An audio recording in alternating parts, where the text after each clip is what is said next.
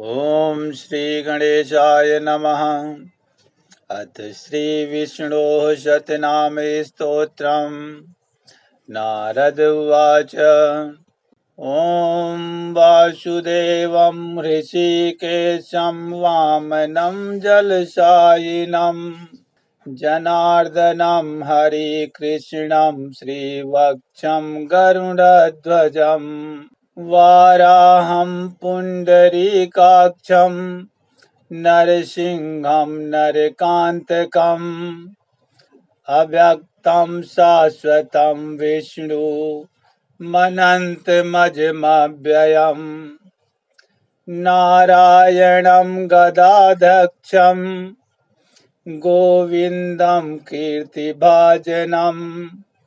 गोवर्धनोद्धरं देवं भूधरं भुवनेश्वरं वेत्तारं यज्ञपुरुषं यज्ञेशं यज्ञवाहकं चक्रपाणिं गदापाणिं शङ्खपाणिं नरोत्तमं वैकुण्ठं दृष्टदमनं भूगर्भं पीतवाससं त्रिविक्रमं त्रिकालज्ञं त्रिमूर्तिं नन्दिकेश्वरम् रामं हयग्रीवं भीमं रौद्रं भवेद्भवम् श्रीपतिं श्रीधरं श्रीशं मङ्गलं मङ्गलायुधम् दामोदरं दमोपेतं केशवं केशिशूदनं वरेण्यं वरदं विष्णु मानन्दं वसुदेवजं हिरण्यरेतसं दीप्तं पुराणं पुरुषोत्तमं सकलं निष्कलं शुद्धं निर्गुणं गुणशाश्वतं हिरण्यतनुसङ्काशं सूर्यायुतसम्प्रभं मेघश्यामं चतुर्बाहुं कुशलं कमलेक्षणं ज्योतिरूपं रूपं च स्वरूपं रूपसंस्थितं सर्वज्ञं सर्वरूपस्थं सर्वेशं सर्वतोमुखं ज्ञानं कूटस्थमचलं ज्ञानन्दं परमे प्रभुं ज्ञानं कूटस्थमचलं ज्ञानन्दं परमं प्रभुं योगीशं योगनिष्णातं योगिनं योगरूपिणम् ईश्वरं सर्वभूतानां वन्दे भूतमयं प्रभुम् इति नाम सततं दिव्यं वैष्णवं खलु पापहम् इति नाम शतं दिव्यं वैष्णवं खलु पापहम् व्यासेन कथितं पूर्वं सर्वपापप्रणाशनं यः पठेत् प्रातरुत्थाय सा भवेद् वैष्णवो नरः सर्वपापविशुद्धात्मा विष्णुसायुज्यमाप्नुयात् चन्द्रायणसहस्राणि कन्यादानशतानि च गवां लक्षसहस्राणि मुक्तिभागी भवेत् नरः अश्वमेधायुतं पुण्यं फलं प्राप्नोति मानवः ॐ वासुदेवं ऋषिकेशं वामनं जलशायिनं जनार्दनं हरिकृष्णं श्रीवत्सं गरुडध्वजं वाराहं पुण्डरीकाक्षं नरसिंहं नरकान्तकम् अव्यक्तं शाश्वतं विष्णु मनन्तमजमव्ययम् नारायणं गदाध्यक्षं गोविन्दं कीर्तिभाजनं गोवर्धनोद्धरं देवं भूधरं भुवनेश्वरं वेत्तारं यज्ञपुरुषं यज्ञेशं यज्ञवाहकं चक्रपाणिं गदापाणिं शङ्खपाणिं नरोत्तमं वैकुण्ठं दृष्टदमनं भूगर्भं पीतवाससं त्रिविक्रमं त्रिकालज्ञं त्रिमूर्तिं नन्दिकेश्वरं रामं हयग्रीवं भीमं रौद्रं भवेद्भवम् श्रीपतिं श्रीधरं श्रीशं मङ्गलं मङ्गलायुधं दामोदरं दमोपेतं केशवं केशिशूदनं वरेण्यं वरदं विष्णु मानन्दं वसुदेवजं हिरण्यरेतसं दीप्तं पुराणं पुरुषोत्तमं सकलं निष्कलं शुद्धं निर्गुणं गुणशाश्वतं हिरण्यतनुसङ्काशं सूर्यायुतसम्प्रभं मेघश्यामं चतुर्बाहुं कुशलं कमलेक्षणं ज्योतिरूपं रूपं च स्वरूपं रूपसंस्थितं सर्वज्ञं सर्वरूपस्थं सर्वेशं सर्वतोमुखं ज्ञानं कूटस्थमचलं ज्ञानन्दं परमे प्रभुं ज्ञानं कूटस्थमचलं ज्ञानन्दं परमं प्रभुं योगीशं योगनिष्णातं योगिनं योगरूपिणम् ईश्वरं सर्वभूतानां वन्दे भूतमयं प्रभुम् इति नाम सततं दिव्यं वैष्णवं खलु पापहम् इति नाम सतं दिव्यं वैष्णवं खलु पापहम् व्यासेन कथितं पूर्वं सर्वपापप्रणाशनं यः पठेत् प्रातरुत्थाय सा भवेद् वैष्णवो नरः सर्वपापविशुद्धात्मा विष्णुसायुज्यमाप्नुयात् चन्द्रायणसहस्राणि कन्यादानशतानि च गवां लक्षसहस्राणि मुक्तिभागी भवेन्नरः अश्वमेधायुतं पुण्यं फलं प्राप्नोति मानवः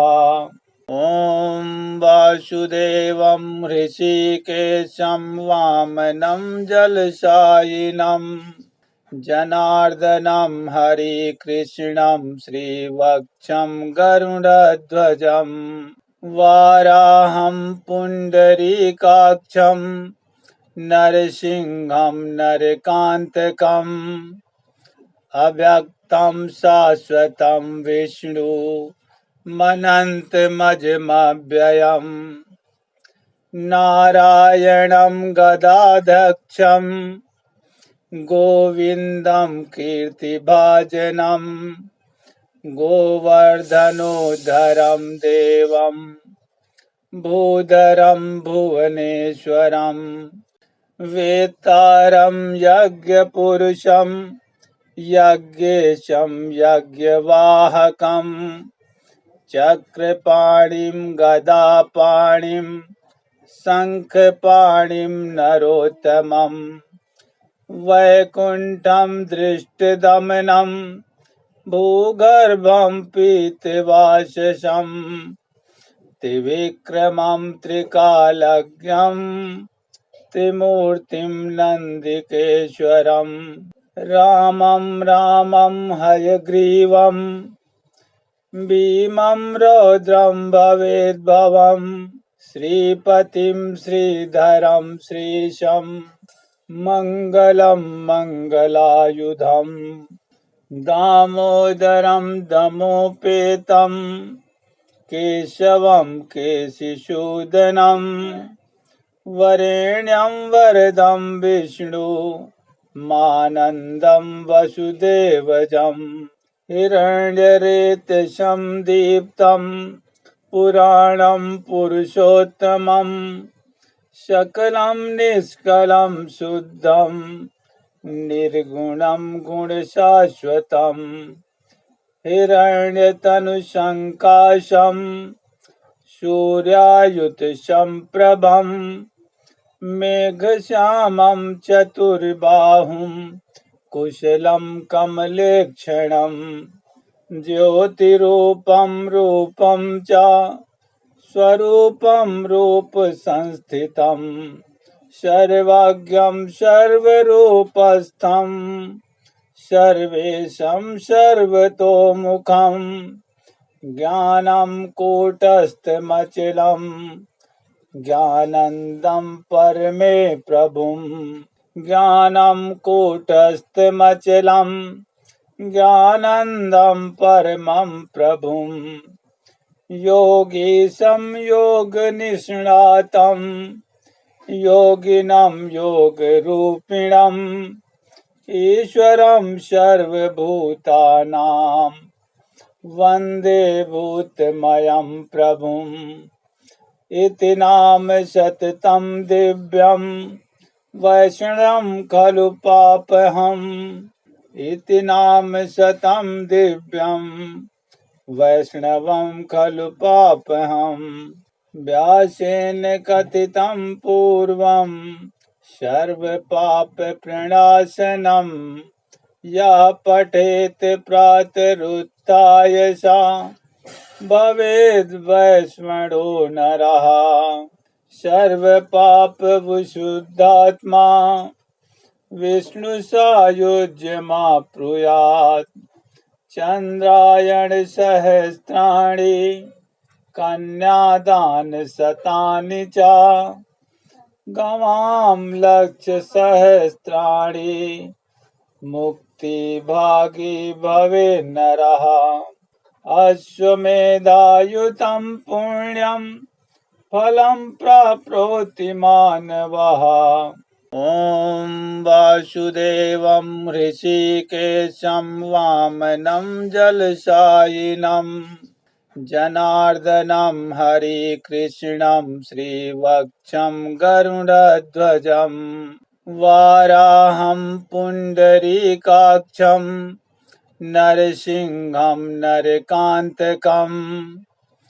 अव्यक्तं शाश्वतं विष्णु मनन्तमजमव्ययम् नारायणं गदाध्यक्षं गोविन्दं कीर्तिभाजनं गोवर्धनोद्धरं देवं भूधरं भुवनेश्वरं वेत्तारं यज्ञपुरुषं यज्ञेशं यज्ञवाहकं चक्रपाणिं गदापाणिं शङ्खपाणिं नरोत्तमं वैकुण्ठं दृष्टदमनं भूगर्भं पीतवाससं त्रिविक्रमं त्रिकालज्ञं त्रिमूर्तिं नन्दिकेश्वरम् रामं रामं हयग्रीवं भीमं रौद्रं भवेद्भवम् श्रीपतिं श्रीधरं श्रीशं मङ्गलं मङ्गलायुधम् दामोदरं दमोपेतं केशवं केशिशूदनं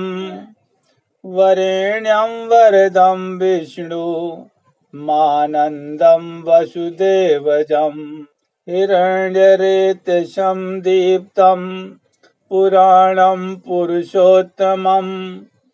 सकलं निष्कलं शुद्धं निर्गुणं गुणशाश्वतं हिरण्यतनुसङ्काशं सूर्यायुतसम्प्रभं मेघश्यामं चतुर्बाहुं कुशलं कमलेक्षणं ज्योतिरूपं रूपं च स्वरूपं रूपसंस्थितं सर्वज्ञं सर्वरूपस्थं सर्वेशं सर्वतोमुखं ज्ञानं कूटस्थमचलं ज्ञानन्दं परमे प्रभुं ज्ञानं कूटस्थमचलं ज्ञानन्दं परमं प्रभुं योगीशं योगनिष्णातं योगिनं योगरूपिणम् ईश्वरं सर्वभूतानां वन्दे भूतमयं प्रभुम् इति नाम सततं दिव्यं वैष्णवं खलु पापहम् इति नाम सतं दिव्यं वैष्णवं खलु पापहम् व्यासेन कथितं पूर्वं सर्वपापप्रणाशनं यः पठेत् प्रातरुत्थाय सा भवेद् वैष्णवो नरः सर्वपापविशुद्धात्मा विष्णुसायुज्यमाप्नुयात् चन्द्रायणसहस्राणि कन्यादानशतानि च गवां लक्षसहस्राणि मुक्तिभागी भवेन्नरः अश्वमेधायुतं पुण्यं फलं प्राप्नोति मानवः ॐ वासुदेवं ऋषिकेशं वामनं जलशायिनं जनार्दनं हरिकृष्णं श्रीवत्सं गरुडध्वजं वाराहं पुण्डरीकाक्षं नरसिंहं नरकान्तकम् अव्यक्तं शाश्वतं विष्णु मनन्तमजमव्ययम् नारायणं गदाध्यक्षं गोविन्दं कीर्तिभाजनं गोवर्धनोद्धरं देवं भूधरं भुवनेश्वरं वेत्तारं यज्ञपुरुषं यज्ञेशं यज्ञवाहकं चक्रपाणिं गदापाणिं शङ्खपाणिं नरोत्तमं वैकुण्ठं दृष्टदमनं भूगर्भं पीतवाससं त्रिविक्रमं त्रिकालज्ञं त्रिमूर्तिं नन्दिकेश्वरं रामं हयग्रीवं भीमं रौद्रं भवेद्भवं श्रीपतिं श्रीधरं श्रीशं मङ्गलं मङ्गलायुधं दामोदरं दमोपेतं केशवं केशिशूदनं वरेण्यं वरदं विष्णु मानन्दं वसुदेवजं हिरण्यरेतसं दीप्तं पुराणं पुरुषोत्तमं सकलं निष्कलं शुद्धं निर्गुणं गुणशाश्वतं हिरण्यतनुसङ्काशं सूर्यायुतसम्प्रभं मेघश्यामं चतुर्बाहुं कुशलं कमलेक्षणं ज्योतिरूपं रूपं च स्वरूपं रूपसंस्थितं सर्वज्ञं सर्वरूपस्थं सर्वेशं सर्वतोमुखं ज्ञानं कूटस्थमचलं ज्ञानन्दं परमे प्रभुं ज्ञानं कूटस्थमचलं ज्ञानन्दं परमं प्रभुं योगीशं योगनिष्णातं योगिनं योगरूपिणम् ईश्वरं सर्वभूतानां वन्दे भूतमयं प्रभुम् इति नाम सततं दिव्यं वैष्णवं खलु पापहम् इति नाम सतं दिव्यं वैष्णवं खलु पापहम् व्यासेन कथितं पूर्वं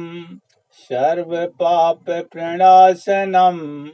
यः पठेत् प्रातरुत्थाय सा भवेद् वैष्णवो नरः सर्वपापविशुद्धात्मा विष्णुसायुज्यमाप्नुयात् चन्द्रायणसहस्राणि कन्यादानशतानि च गवां लक्षसहस्राणि मुक्तिभागी भवेन्नरः अश्वमेधायुतं पुण्यं फलं प्राप्नोति मानवः ॐ वासुदेवं ऋषिकेशं वामनं जलशायिनं जनार्दनं हरिकृष्णं श्रीवत्सं गरुडध्वजं वाराहं पुण्डरीकाक्षं नरसिंहं नरकान्तकम् अव्यक्तं शाश्वतं विष्णु मनन्तमजमव्ययम्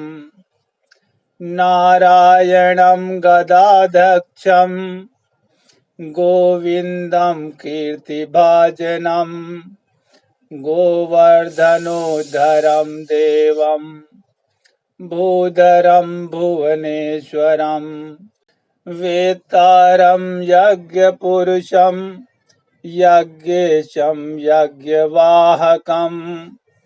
चक्रपाणिं गदापाणिं शङ्खपाणिं नरोत्तमं वैकुण्ठं दृष्टदमनं भूगर्भं पीतवाससं त्रिविक्रमं त्रिकालज्ञं त्रिमूर्तिं नन्दिकेश्वरं रामं रामं हयग्रीवं भीमं रौद्रं भवेद्भवं श्रीपतिं श्रीधरं श्रीशं मङ्गलं मङ्गलायुधं दामोदरं दमोपेतं केशवं केशिसूदनं वरेण्यं वरदं विष्णु मानन्दं वसुदेवजं हिरण्यरेतसं दीप्तं पुराणं पुरुषोत्तमं सकलं निष्कलं शुद्धं निर्गुणं गुणशाश्वतं हिरण्यतनुसङ्काशं सूर्यायुतसम्प्रभं मेघश्यामं चतुर्बाहुं कुशलं कमलेक्षणं ज्योतिरूपं रूपं च स्वरूपं रूपसंस्थितं सर्वज्ञं सर्वरूपस्थं सर्वेशं सर्वतोमुखं ज्ञानं कूटस्थमचलं ज्ञानन्दं परमे प्रभुं ज्ञानं कूटस्थमचलं ज्ञानन्दं परमं प्रभुं योगीशं योगनिष्णातं योगिनं योगरूपिणम् ईश्वरं सर्वभूतानां वन्दे भूतमयं प्रभुम् इति नाम सततं दिव्यं वैष्णवं खलु पापहम् इति नाम सतं दिव्यं वैष्णवं खलु पापहम् व्यासेन कथितं पूर्वं सर्वपापप्रणाशनं यः पठेत् प्रातरुत्थाय सा भवेद् वैष्णवो नरः सर्वपापविशुद्धात्मा विष्णुसायुज्यमाप्नुयात् चन्द्रायणसहस्राणि कन्यादानशतानि च गवां लक्षसहस्राणि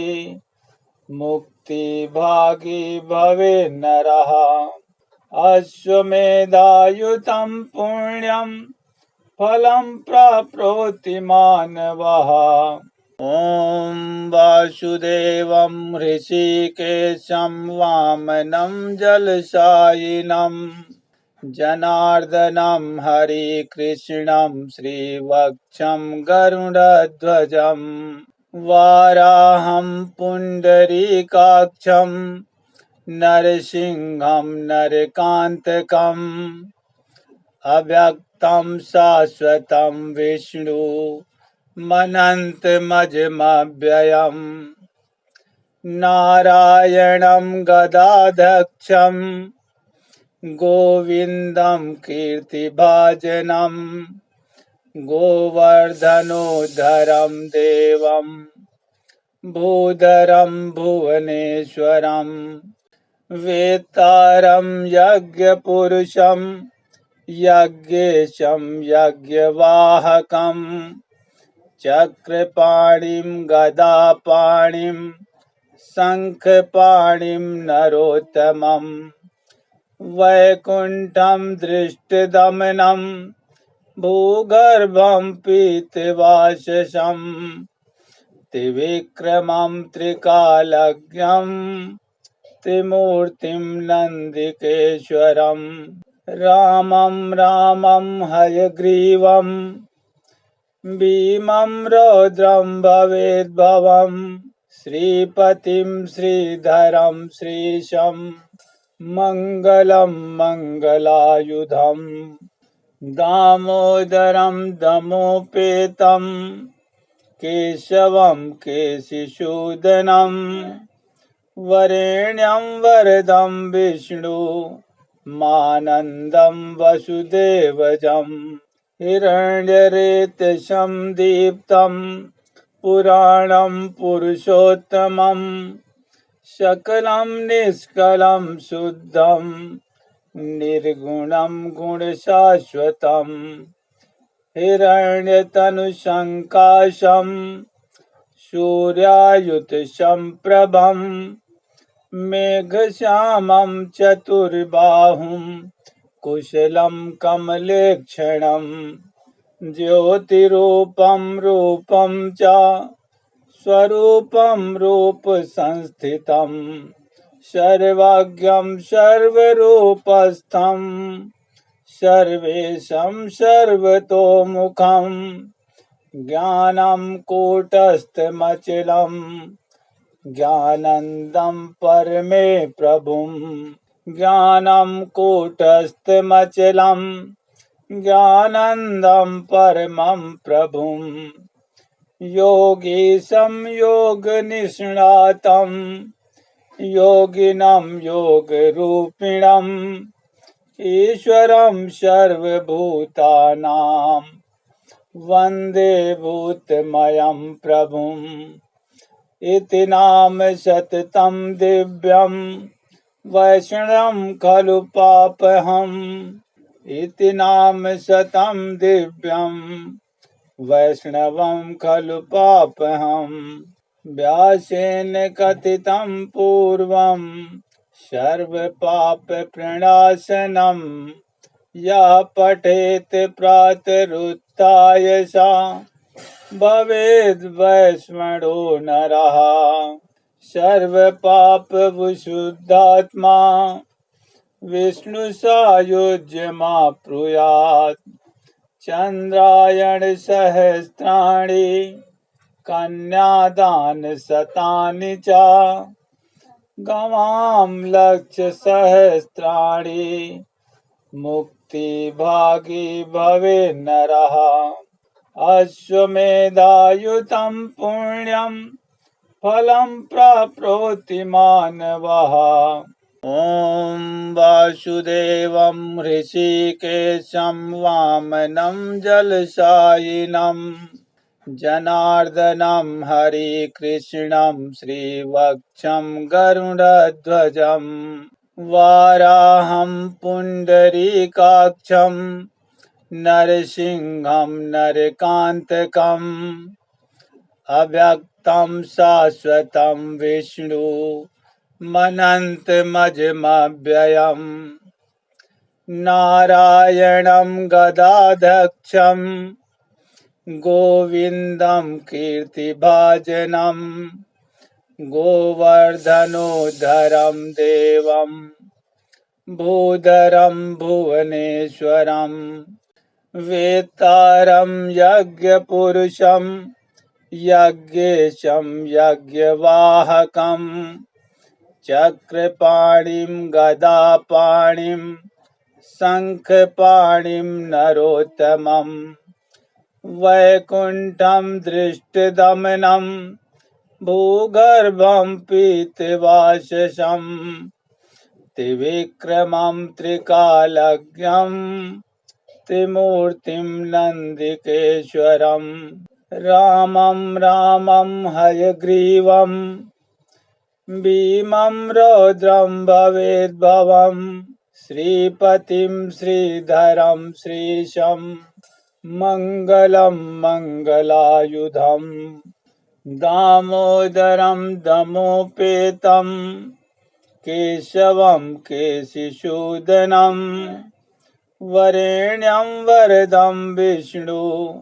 मानन्दं वसुदेवजं हिरण्यरेतसं दीप्तं पुराणं पुरुषोत्तमं सकलं निष्कलं शुद्धं निर्गुणं गुणशाश्वतं हिरण्यतनुसङ्काशं सूर्यायुतसम्प्रभं मेघश्यामं चतुर्बाहुं कुशलं कमलेक्षणं ज्योतिरूपं रूपं च स्वरूपं रूपसंस्थितं सर्वज्ञं सर्वरूपस्थं सर्वेशं सर्वतोमुखं ज्ञानं कूटस्थमचलं ज्ञानन्दं परमे प्रभुं ज्ञानं कूटस्थमचलं ज्ञानन्दं परमं प्रभुं योगीशं योगनिष्णातं योगिनं योगरूपिणम् ईश्वरं सर्वभूतानां वन्दे भूतमयं प्रभुम् इति नाम सततं दिव्यं वैष्णवं खलु पापहम् इति नाम सतं दिव्यं वैष्णवं खलु पापहम् व्यासेन कथितं पूर्वं सर्वपापप्रणाशनं यः पठेत् प्रातरुत्थाय सा भवेद् वैश्वणो नरः। सर्वपापविशुद्धात्मा विष्णुसायुज्यमाप्नुयात्। चन्द्रायणसहस्राणि कन्यादानशतानि च गवां लक्षसहस्राणि मुक्तिभागी भवेन्नरः। अश्वमेधायुतं पुण्यं फलं प्राप्नोति मानवः